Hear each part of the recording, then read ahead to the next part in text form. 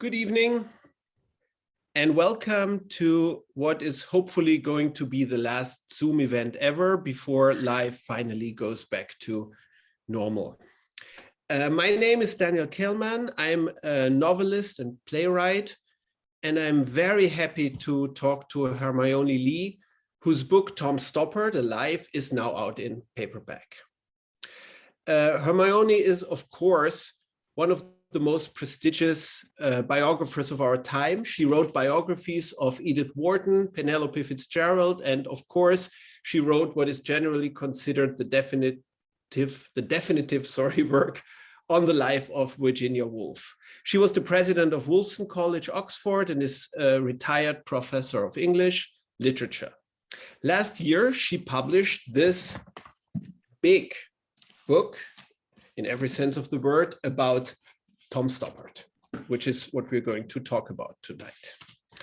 And I would like to start out by asking you a very simple question. Writing about a person still alive, did that terrify you? Yes, it is an alarming thing to do because my previous subjects have all been safely dead. And when I was asked to do this, I quite sort of informally, really, out of a conversation that he and I had about biography. I mean, I didn't know him very well, but you know, he had obviously made his mind up that he wanted someone to do this job for interesting reasons, I think. And when he asked me, I said yes immediately without pausing for thought. And then sort of 2 seconds later, I thought this is a big challenge. And there are major challenges, but there are also major advantages in writing about someone who's alive, unless they're like Samuel Beckett, who said to his first biographer, "I will neither help nor hinder."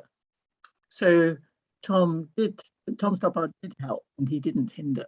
And so he made material available to me, and he agreed to have lots of conversations over a period of about 5 years. And he agreed that he would check through the typescript to correct matters of fact, which was actually one of the most alarming moments in the whole process. And he also gave me the names of lots of people that I could go and talk to, and I found some people myself as well. You have written a wonderful, funny and wicked novel called Me and Kaminsky, which is about a simply execrable biographer who is pursuing a living subject. He's just about living. He's a sort of reclusive painter. And there's a wonderful moment when this appalling guy goes to the publisher, says, it's all perfect, it's absolutely perfect setup, except of course he needs to be dead. So I hoped I wasn't behaving like the guy in Me and Kaminsky. No, you're pretty much the opposite of that guy, because the whole joke in Me and Kaminsky was that he couldn't care less. He's writing a biography of a painter and he couldn't care less about painting, which is the running gag of the book. But let me ask you again about this strange constellation, because that was also what fascinated me so much when I wrote this little novel, Me and Kaminsky, about being the biographer, the life writer of a person who's still living that life you're writing about. And of course, as you just said, that person being around and helping you is great in terms of research, obviously, because you can ask, you can have a conversation with that person. But how does it impact the next step of working on a biography, which is the actual writing? Because what I would imagine is that the fact that he's gonna read that will have an impact on every single sentence you write. So when I'm thinking about talking about someone, even when I just introduced you, the fact that you were listening to this made a difference.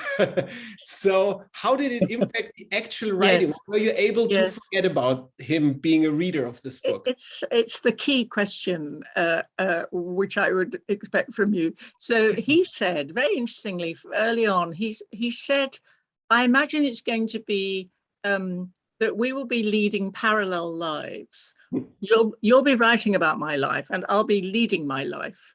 And every so often, these two parallel lives or lines will converge and meet, and then they'll go on. And it actually was a bit like that, because during the course of the process, I would have these conversations with him. I also did some interviews with him in public, and I also had the great good luck to sit in on some rehearsals when he was working with either old plays that were being revived or new plays, and that was extremely revealing. So I did have these moments of connection. But tell you the truth, the rest of the time I went about it rather as I would go about writing on Virginia Woolf or writing on Edith Wharton. That is, I think you have to write as if everyone is dead.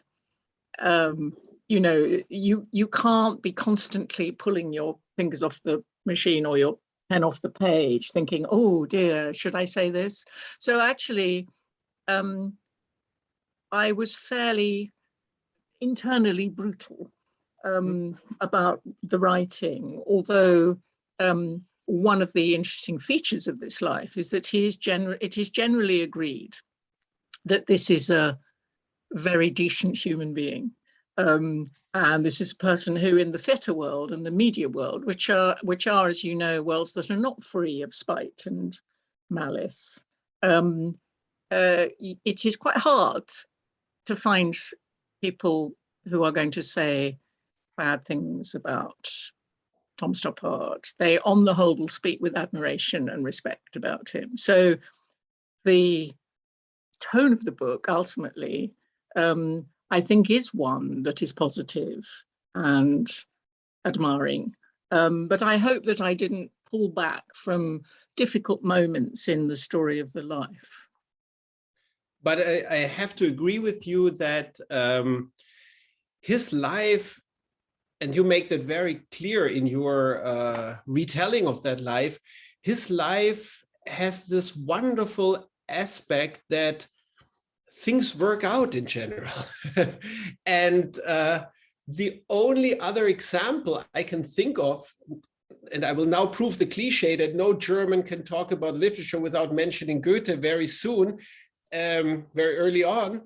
The only other example I can think of is actually Goethe in a writer's life where things work out, where he makes things work for himself, where you feel like there is some aspect of not success, something more profound, like gelingen, things really being good in some way. And that's also a reason why it's so enjoyable to read your book, because it's about someone whose life is actually a good life in so many ways. Yes, isn't that, it's kind of surprising compared to your other subjects also to have, or to most writers, or to mostly everyone to have that. Yes, no? Well, yes, except that there are very significant moments within the life when this sense of luck, good luck, and luck is such an important part of the plays and the people he writes about. And having had, as he has often put it in the past, a charmed life, that does sometimes undo itself. And particularly, I mean, we'll come on to this, I imagine, but particularly with the frame of mind that led to the writing of Leopoldstadt and the very slow discovery of some of the facts of his family history, which is in itself a very remarkable story. And so that idea of a lucky man or a charmed life has come back to bite him somewhat, I think, at times.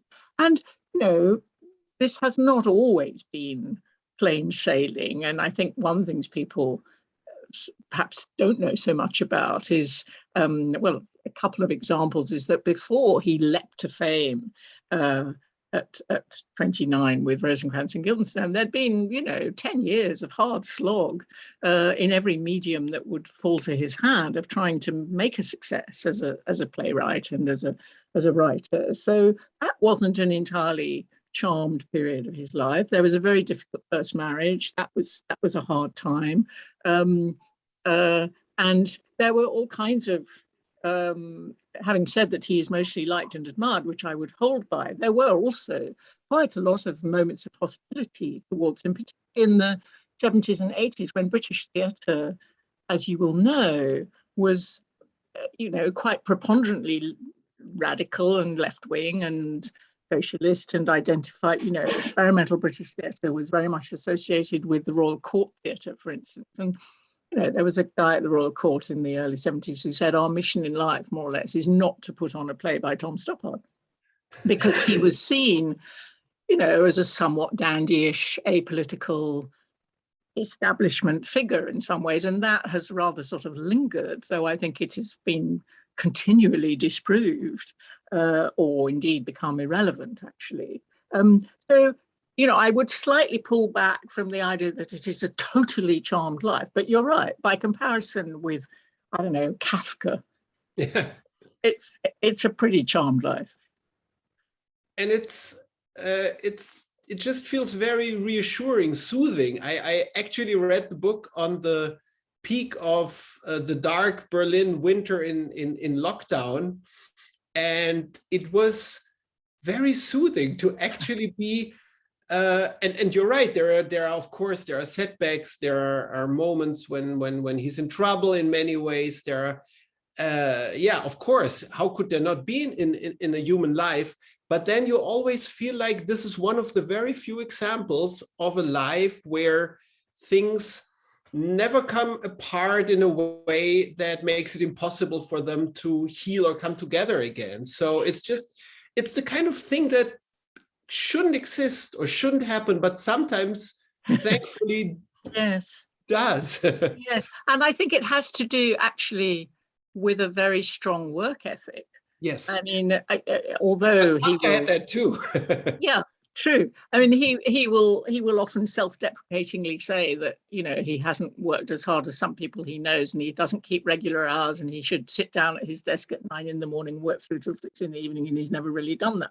But actually, when he gets going on something, he does enormous amounts of research, which is always deeply interesting to him. So he will spend 5 years before writing Invention of Love about Hausmann and the clash between the romantic love poet and the dry classical scholar, reading up on the translation of Latin verse and so on. I mean, he adores all that.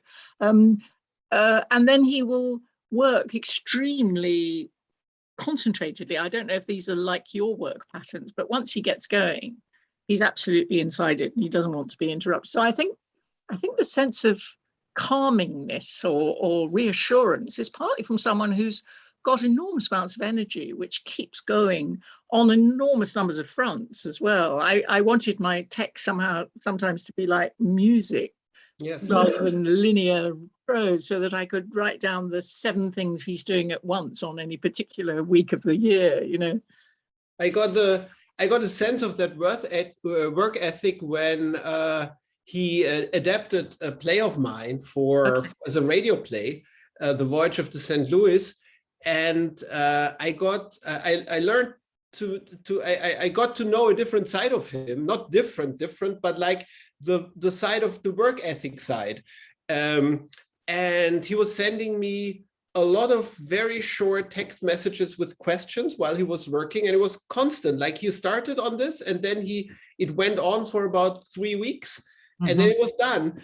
And my favorite moment was when I took a lot of information that's in that play. It's kind of a documentary play about a ship of Jewish refugees, a true story. And I took a lot from a book that's the authoritative book about that whole story. And among those things, the money, the information about how much money every one of those refugees had to pay. They got some of it back, some of it they couldn't get back. It was all a big rip-off operation, of course. So and one of the characters in my play keeps talking about that. And then I got this text message from Tom asking about the money, and is that is that actually correct? How do we do this? And then I wrote back saying, I don't know, I just took it from the book. And he wrote back, it doesn't check out, do the math. And he was right, of course, he's absolutely right. And he himself, I just took it from the book, but he wouldn't do that. That's wonderful, and he's a very good mathematician, I gather, from his agents, and he's very, very quick adder up. Yes, that's also very interesting, because did you not also provide him with some stories, personal stories and information for the history, for the background of Leopoldstadt, which is a play about a big intermarried, assimilated Jewish Christian Viennese family, which a play which starts in 1899 and ends in 1955, after the First World War and after the Holocaust, by which time the family has been reduced to 3 people. And there have been various plots and contrivances and appalling disasters along the way in which they have tried to avoid their fate. And was that not partly drawing on some things that you had talked to him about? Well, I did. My family is from Vienna, and a lot of what happened in my family is very similar to what he describes in the play. And I had heard those stories from my father, and I did talk to Tom about it. I don't know whether he actually used any of this, or whether he just became part of the general background of his research. My grandfather actually made his wife survive by forging documents, or not just the documents, by actually getting wrong testimonials from people testifying to the fact that she was not her father's daughter, but that she was the daughter of the caretaker in the house. So well, he does use a version of that plot. Yeah. And that's, but I don't know whether he actually got that from me. I mean, it happened a lot. People did that. But that also happened in my family, and I talked to Tom about that. And it was reading Leopoldstadt was an incredible experience. I mean, it was an incredible experience for everyone, but for me, it really felt, because there's so many connections to what I know about my family, that I felt like this was a very personal play for me. And also this. I think the first draft was even called a family album. It was. And those family albums he mentions, where most people, you cannot recognize them anymore. You don't know who they are, because they got killed and they disappeared, and now you don't even know who they are. I have those family albums, but that's something I never talked to him about. That's extraordinary. That really shook me. That's extraordinary. And he has to say, the grandmother in the play has a wonderful speech where she's showing the family album to someone, and she's saying, those 2 people waving from a train, I don't know who they are anymore. And she said, that's why they're waving, because to lose your name in a family album is to say goodbye all over again. But the way he drew on your life stories, and also on an enormous amount of reading for this play, is very, very characteristic. And one of the things that was, going back to your first question about what the challenges were, though this isn't specifically a challenge about him being a living subject, but one of the challenges of him as a subject is that in every play there is an astonishing sort of yoking together, often a very unlikely subject, so that you'll have, chaos theory and 18th century landscape gardening, and and entropy, and the poetry of Lord Byron in Arcadia, just as one example. Or he will do enormous amounts of research on the Russian revolutionaries, on the philosophy and political philosophy of Isaiah Berlin for something like The Coast of Utopia. So, as the biographer, because I am the kind of biographer, I'm a literary biographer, and I want to write about the works, as well as about the social life and the family life, which is why the book is a big book.